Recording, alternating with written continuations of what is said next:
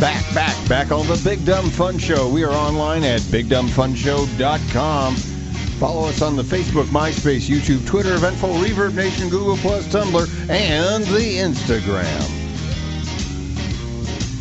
Ladies and gentlemen, it is our distinct pleasure to welcome the next two artists into the Acoustic Endzone inside Studio 4 at the Ice House here on the Big Dumb Fun Show. Kicking it off with Jonathan Theobald.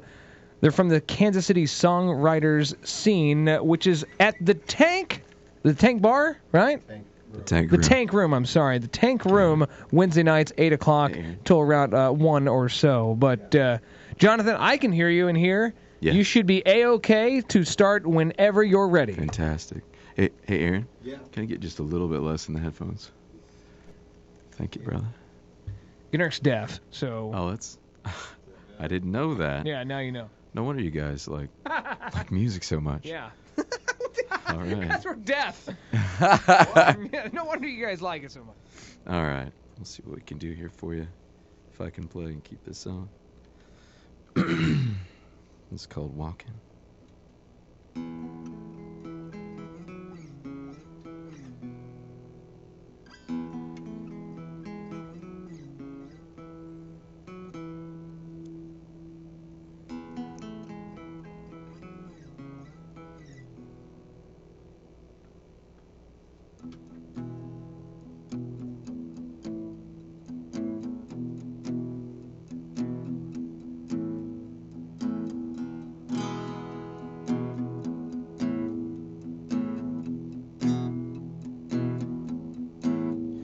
I was walking by a seaside, waves were crashing, and I was so high, and I was walking on a horizon, and I could hear you call for me.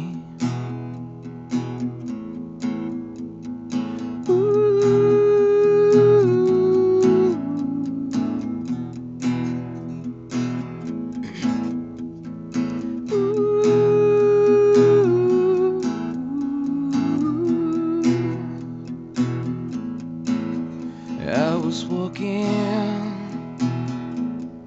down a steep slope.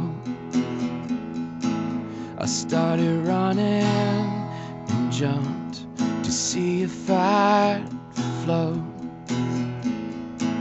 Then I was falling into a deep sleep, and you were watching but couldn't catch me.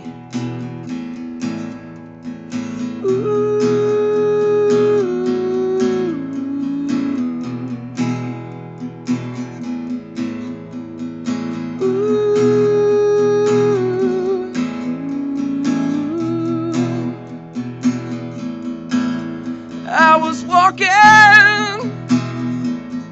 you were in my dream. You were talking, but didn't say anything.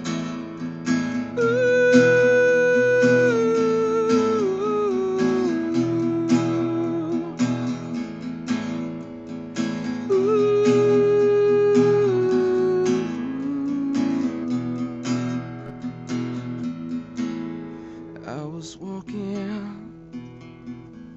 and you were by my side, and we were walking. It didn't feel right.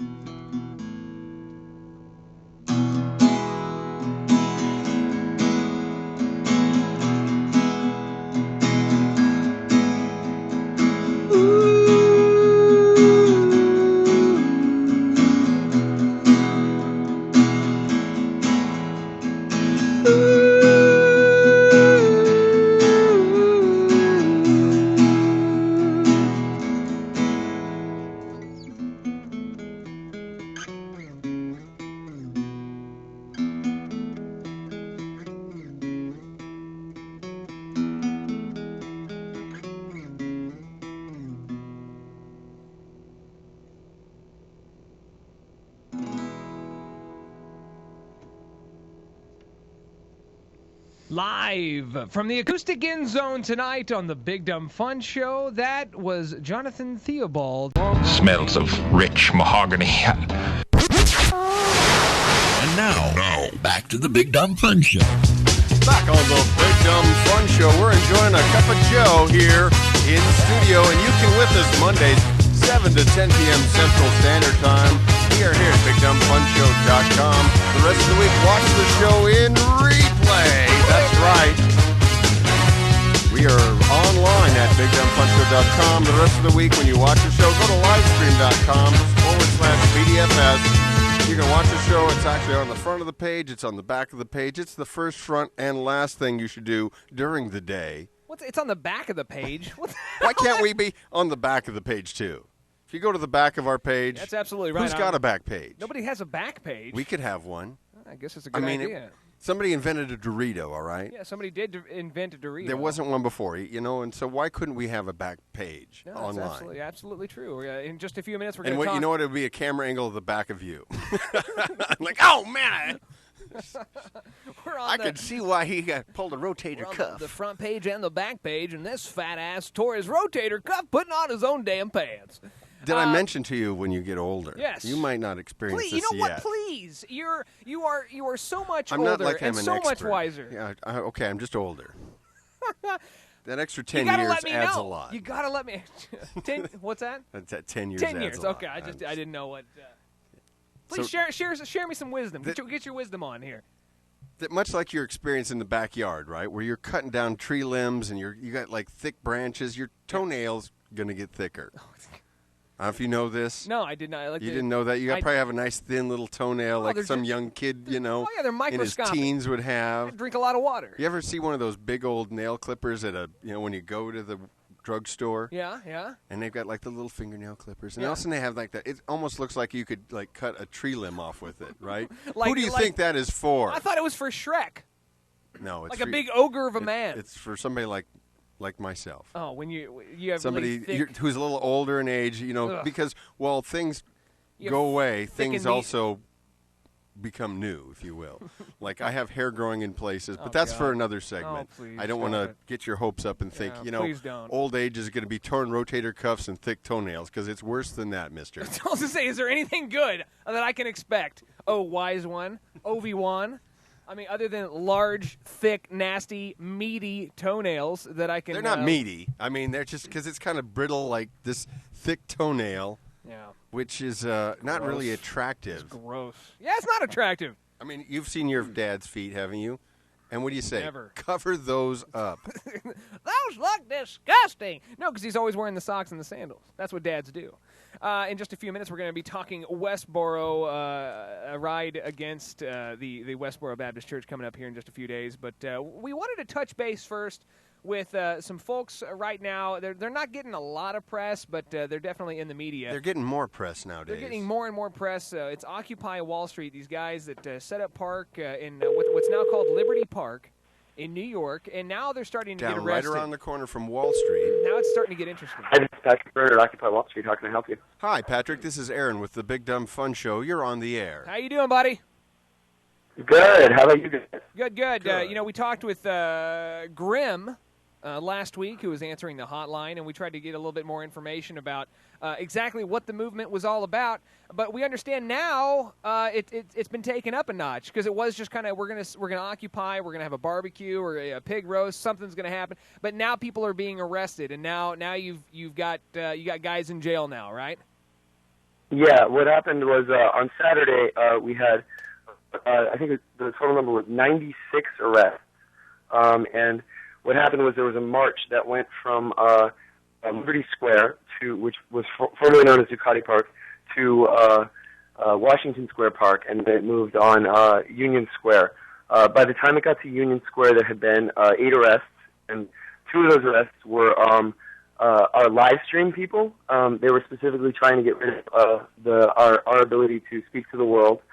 And then when the turned south from Union Square and headed back to home base, police set up massive nets and began indiscriminately arresting people, and in a couple cases macing people. Well, were you being violent or disorderly at the time, or was anything? No. I mean, it was very peaceful. You know, I mean, there were instances of blocking traffic, the police say, but you know, it was very peaceful. And you know, I think a lot of those instances of blocking traffic were because people were running away. You know, there are a lot of videos of that on YouTube and on our site.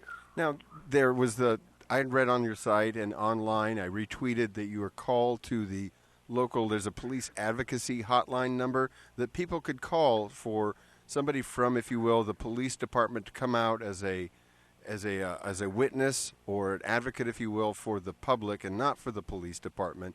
Have you had any response on that? You know, I can't speak to that right now. I haven't been in contact with the legal group for a few hours. You know, that has been going on mostly then. Because I think that's going to be our next call here, is to call them and see if they even answer their line. Although it may go to voicemail, we'll leave them a message and ask them to call us back. Oh, that's one of the things, that this is a group of young professionals, right? Like, this is a group of people that, you know, they have like a legal team. This is not just a bunch of hooligans that are getting together and causing a ruckus. This is a calculated thing. They got their ducks in a row, and now they're becoming more and more organized every day, and probably more and more annoying. I would assume, right? Is that's your goal? You're trying to get out there and cause a ruckus and try to get some press, because it's kind of been lacking. Yeah, mainstream media kind of ignoring you. No, I don't think that's right. I think what we're trying to do is we're trying to actually have a conversation about things that, you know, don't exist, and you know, we're trying to when we have marches, we're trying to have a conversation. We're trying to deliver, you know, this message that there are, you know, real problems in this country that, you know, actual solutions aren't really discussed. We have, you know, theatrics, and we think that there needs to be, you know, an actual conversation, and we think that we're starting it. Now, what is? I asked Grim last week. Didn't really get a super clear response. But what is your end game? Like, what's it gonna take to get you guys to go home? An actual change. We expect to see real change in the way that wealth and power are used in this country and in this world. So, is this something we could have like by Tuesday? Or like what? I mean, I think that's what I honestly think that's why some of the media is just like, oh, they're just doing this to be annoying. They don't know, you know, what's going on, because I think there needs to be like articles that you're fighting for. You know, there's something to that nature. You agree, Gnurk? Something. I think they're getting more and more organized. They're having more meetings, and they're sort of scheduling stuff. And as the group is becoming more organized, I think it's becoming more powerful and more of kind of a threat to the 1%, if you will. Patrick, can you hold on the line? We're going to play one song, and we'd like to come back and talk to you a little bit more here. Okay. All right, thanks, Patrick. We'll be talking with the guys from Occupy Wall Street a little bit more when we come back. 3, 2, 1, go. Don't touch your what? Don't touch my booty. Don't touch my booty.